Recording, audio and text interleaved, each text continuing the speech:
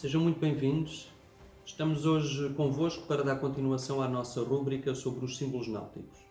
Como já vimos no último encontro, associado a estes instrumentos de navegação, existe todo um simbolismo, uma ideia de viagem, um caminho a percorrer. Hoje iremos falar sobre o símbolo do peixe e veremos ainda a baleia. Desde há milhares de anos que o peixe tem sido objeto de culto em várias religiões pagãs na Ásia, na Índia, no Egito, na Babilónia e em diversas outras civilizações. Na maior parte delas, o peixe simboliza a fertilidade. Isto deve-se em parte à quantidade de ovos que um peixe carrega, podendo chegar a milhares. E também é uma crença comum a todas estas religiões que a vida na Terra se teria iniciado na água. A água, sendo uma água viva, é aquela na qual existem seres viventes. E a presença de peixe na água significa que se trata desta água viva. A água não só é vivificante para os peixes, fecunda para as árvores e também potável para os homens. A água pode ser vista como um símbolo de dualidade. A água viva é a água corrente em contraposição à água estagnante. A água viva é a água que comunica a vida em oposição às águas que causam a morte. Em muitas tradições, a água era celebrada de diversas formas, pois a água é um elemento vital. O simbolismo é uma coisa que sempre fascinou aqueles que se interessavam por religiões, em especial modo os cristãos. Já os ensinamentos do Cristo eram, pois, plenos de simbolismo. Segundo esta via, pode-nos ajudar a perceber o sentido do símbolo do peixe. Peixe aparecem nas tradições mais antigas, na Babilónia, com criação ou Anos. Este que era o Deus da sapiência, chega em vestes de pescador e ensinou aos homens a cultivação dos campos e introduziu-os à ciência. Já no mito indiano, a deusa Vishnu, que vem ao mundo de diversas formas, chamada de avatares. Uma das suas manifestações, Matsya, assume o aspecto de um peixe e desta forma salvou a espécie humana da destruição. Existem também representações dos peixes sobre monumentos fúnebres egípcios, micénios e etruscos. É possível que este uso cultural esteja em relação com o simbolismo da ressurreição atribuída a este animal. Já no Antigo Testamento, os homens são comparados aos peixes do mar. Também no Novo Testamento, os peixes representam o homem. O próprio Jesus disse aos apóstolos: "Sigam-me, vos farei pescadores de homens." O peixe é também um alimento. Até Cristo ressuscitado o comeu. Ele torna-se símbolo de alimento eucarístico, onde figura frequentemente ao lado do pão. Por fim, o peixe vive na água. O simbolismo, por vezes, vê-lo-á como sendo uma alusão ao batismo. Nascido da água pelo batismo, o cristão compara-se a um pequeno peixe, à imagem do próprio Cristo. O peixe inspirou uma rica iconografia entre os artistas cristãos. Com o barco às costas, simboliza Cristo e a sua Igreja. Com uma cesta de pão ou num prato, representa a Eucaristia. Nas catacumbas, é a imagem de Cristo. O peixe como símbolo de conhecimento. Se considerarmos que os primeiros apóstolos eram na maior parte pescadores, não será difícil identificá-los como pescadores da verdade. Simbolicamente, Deus queria demonstrar que, não obstante o que acontece, todo o conhecimento sobrevive, mas não o conhecimento do mundo, mas o conhecimento da verdade, que torna livres e doa a vida eterna. Através da imagem do peixe, Tertuliano esclarece o mistério da graça batismal. Mas nós, à semelhança de Istos, Jesus Cristo, nascemos da água, e só ficando na água encontramos salvação.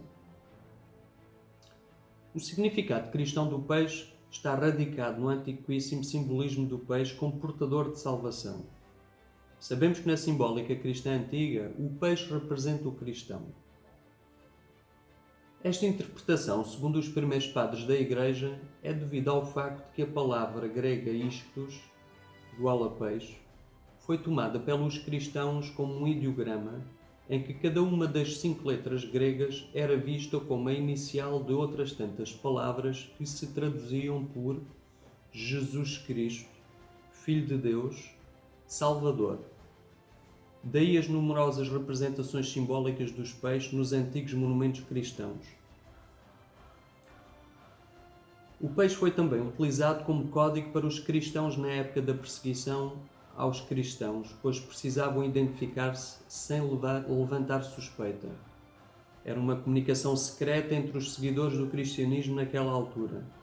Desta forma, um cristão marcava um lugar com uma meia-lua para baixo e, se o outro também fosse cristão, marcava a meia-lua para cima, formando o símbolo que também era desenhado por crianças nas portas de casa, para que mostrassem aos outros cristãos que aquela era uma casa de família cristã. Os peixes são símbolo de força do subconsciente. Há peixes que são bons para o homem e há peixes que são uma ameaça para o homem.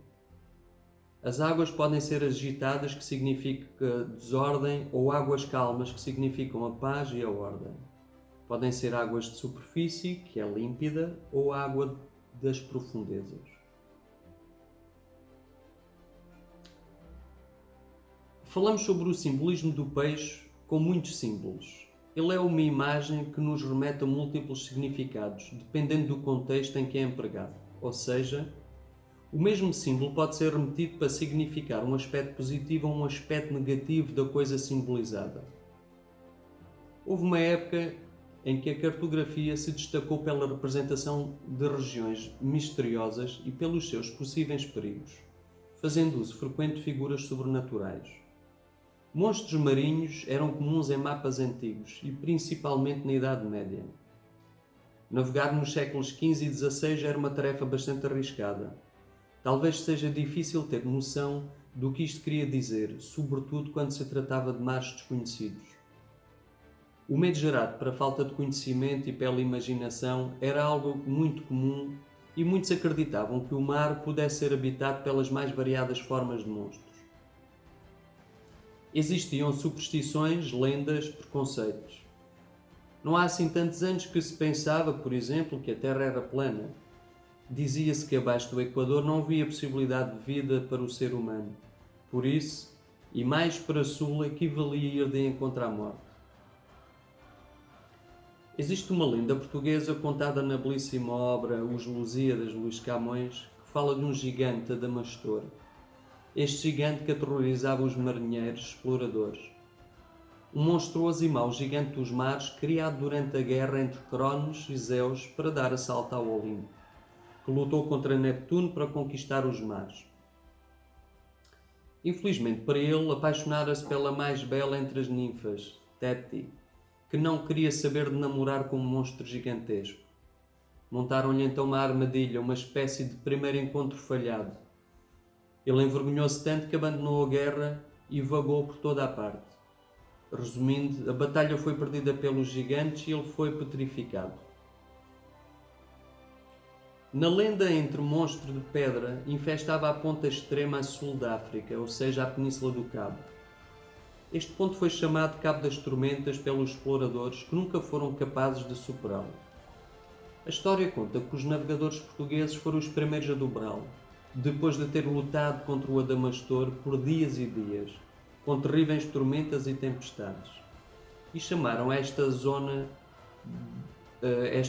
Cabo das Tormentas, tendo mais tarde o rei João II mudou o nome para Cabo Boa Esperança, já prevendo um futuro de terras novas e novas riquezas.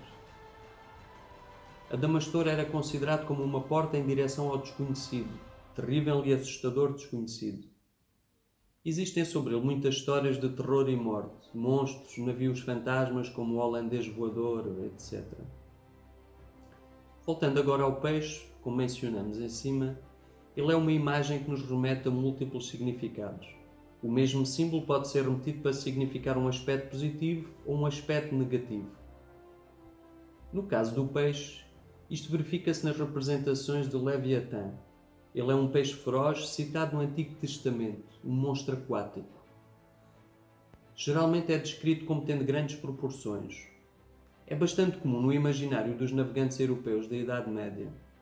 Ele é descrito na Bíblia como o maior dos monstros aquáticos, como um crocodilo, ou então na forma de um enorme peixe, uma baleia. Ora, é fácil para quem tem dedicado estudo e que segue a Associação Arqueosófica decifrar o simbolismo deste monstro que se revela quando se quer ultrapassar o limite estabelecido. O mar indica o inconsciente e o monstro emerge da profundidade do nosso inconsciente, apenas quando se decide ultrapassar um limiar. Um outro exemplo é Jonas. Jonas é cristão. É uma história muito importante e popular do Antigo Testamento. Este episódio bíblico da baleia que engoliu Jonas é um dos mais difundidos na cultura ocidental, já que o peixe é o símbolo por excelência do cristianismo. Jonas sobreviveu 3 dias dentro da baleia, o mesmo período de tempo que decorreu entre a morte e a ressurreição de Cristo. Conta uma história de morte e ressurreição, em que Jonas morreu e foi ressuscitado quando foi cuspido. Jonas é símbolo de renovação, de novo nascimento e de confirmação pela fé. Há a crença que Jonas sofreu uma morte iniciática e a sua saída do ventre da baleia é uma ressurreição simbólica. A baleia traz consigo o simbolismo da escuridão abissal e misteriosa do mar, o inconsciente. Os antigos consideravam a baleia como um mau augúrio. O confronto do herói com a baleia é um símbolo de luta pela libertação da consciência do eu, das ligações com o inconsciente. A sua salvação representa a vitória do consciente sobre o inconsciente. A entrada no seu ventre é análoga à descida ao submundo e à passagem pelo inferno. O local por onde o herói precisa retornar para que ali se opere a reconstrução das imperfeições e saia de lá num estado revivificado. Se ficaram curiosos para saber mais, convido-vos para nos fazerem companhia no próximo encontro, no qual iremos falar no golfinho e continuaremos esta viagem no mundo dos símbolos.